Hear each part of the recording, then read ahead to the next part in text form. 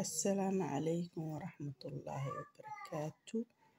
وإذن سلامي أصحابتي قالقة معامشي قالقة دمانتين وسلامتين.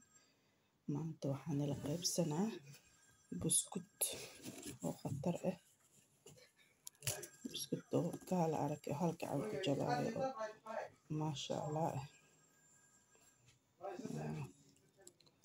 بسكوت كاسيتي مركوا كاس قفكي ربو أصوت البضو dukaanka laga helaa dukaanka xalim cadey laga helaa qofkii rabo waa kaas soo dalbado waa kaasiti soo dhawaada marka waa kaas soo dhawaada macaana dukaanka lagu soo daray buskut xalwo keek waa dalab qofkii dalbado insha Allah waa loo sameynaa waa yaalaa laakiin qofkii oo dalab oo rabo wax badan oo rabo dukaanka laakiin waa laga helaa insha Allah marka soo dhawaada.